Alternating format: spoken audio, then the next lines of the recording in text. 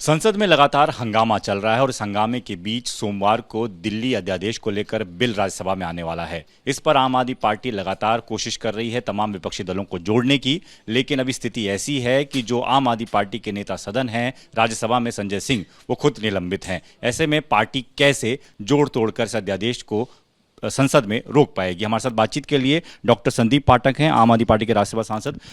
संदीप जी, ये जो कोशिश आप लगातार कर रहे थे, अरविंद केजरीवाल कर रहे थे, अब जब मौका आया है इसको सदन में रोकने का, तो ये कैसे रुक पाएगा? क्योंकि संजय सिंह बाहर हैं और स्ट्रेटेजी कैसे प्लान कर पाएंगे?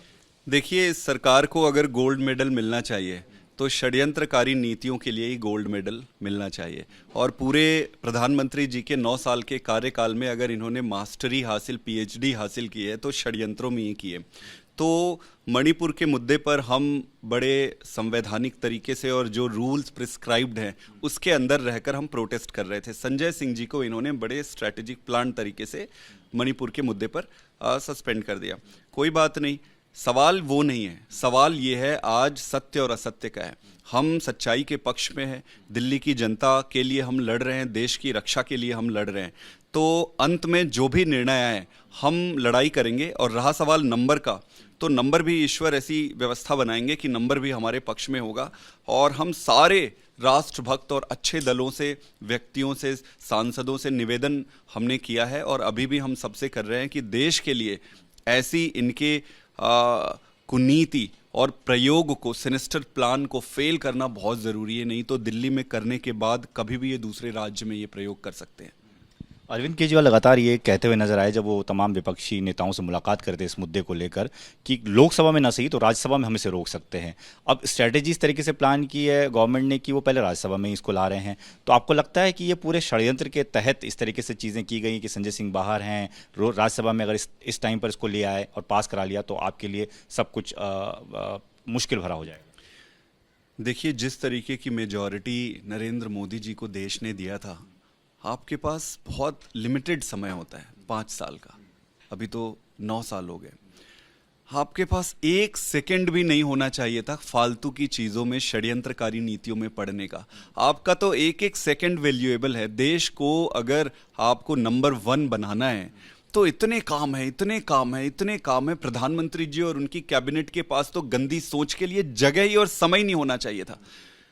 इतनी अच्छी मेजॉरिटी के बाद भी उन्होंने वेस्ट कर दिया। और सारी चीज़ों के ऊपर जो दिल्ली के लिए कर रहे हैं, मतलब अगर आप चुनाव ना जीत पाओ तो किसी भी तरीके से कब्जा करो। ये प्रवृत्ति एक नया डायरेक्शन को खोल रहा है भारतीय राजनीति में, जो आज तक कभी नहीं हुआ है। तो मेरा ये मानना है कि षड्यंत्र तो इनकी नीति का हिस्सा है। संजय सिंह जी को मणिपुर के मुद्दे पर उस दिन हमने प्रोटेस्ट किया था, सारे नियमों के अंदर रहकर प्रोटेस्ट किया था। उन्हें सस्पेंड कर दिया गया कि आप मणिपुर की बात क्यों उठा रहे हो। हम तो उठाएंगे, आपको सस्पेंड करना है करो। तो षड्यंत्र योग तो ये करेंगे, इनके डीएनए में है, इनकी ट्रेनिंग में है। हम अपना काम पूरी तरीके से करेंगे और निश्चित रूप से ईश्वर हमें नंबर भी देंगे और सारा नतीजा अच्छा होगा। उम्मीद है कि अभी भी आप इसको रोक पाने में कामयाब हो पाएंगे? निश्चित रूप से जनता आपके साथ है और हम फाइटर लोग हैं। हम फाइट करने पे बिलीव करते हैं। हम कायर नहीं हैं जो पीछे से हमला करें, हम सामने से करते हैं। हम सबसे आह्वान कर रहे हैं, आज भी प्रधानमंत्री जी से हम आह्वान करते हैं कि प्रधानमंत्री जी इस बिल को मत लाइए। आपको इतनी बहुमत दी है जनता ने, इतना प्यार दिया है, उसका सम्मान करिए। आप इतिहास में इस काले अध्यादेश को लाने के लिए आप जाने जाओगे। आप अच्छी चीज़ों के लिए जाने जाओ, आप फिर से पुनर्विचार करो। आप इस चक्कर में मत पड़ो इन सब गंदी चीज़ों के। अगर उनको सद्बुद्धि ईश्वर प्रदान करती है तो इनको वापस ले जाना चाहिए। बट अगर लेकर आते हैं तो हम शहीद होने वाले लोग हैं, भगत सिंह को मानने वाले लोग हैं। हम तैयार हैं, चाहे अंदर लाए चाहे बाहर। प्रधानमंत्री जी को एक और, मैं बड़ा छोटा सिपाही हूँ, एक और सलाह है कि हिम्मत है तो सामने से लड़ो दिल्ली में और लड़के जीतो। आप तो इतनी जगह चुनाव जीतते हो, इतनी जगह 24 घंटे 365 दिन आप चुनाव जीतने और लड़ने के लिए ही जाने जाते हो। आप विदेश जाते हो, विदेश में चुनाव प्रचार करते हो, भारत में रहते हो, भारत में चुनाव प्रचार करते हो। तो चुनाव प्रचार तो आपके खून में है।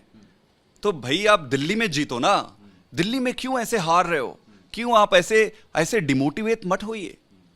प्रधानमंत्री जी और भारतीय जनता पूरी तरीके से, भारतीय जनता पार्टी डिमोटिवेट हो गई है। उनको लगता है वो दिल्ली जीत ही नहीं पाएंगे। अरे भाई, अच्छे कर्म करोगे तो जीत सकते हो, हिम्मत रखो, मत हारो, लड़ो मैदान में। पीछे से कायर ही हमला करते हैं।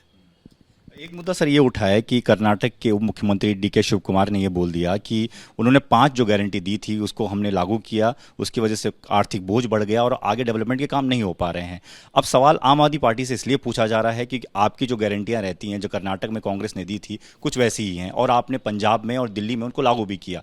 क्या आपको लगता है कि आपकी सरकारों पर भी इसी तरीके से बोझ बढ़ रहा है, आपके लिए भी मुश्किल होती जा रही है? देखिए, आप देखेंगे कि दिल्ली सरकार एक ऐसी इकलौती सरकार है जो फायदे में चल रही है, सरप्लस में चल रही है।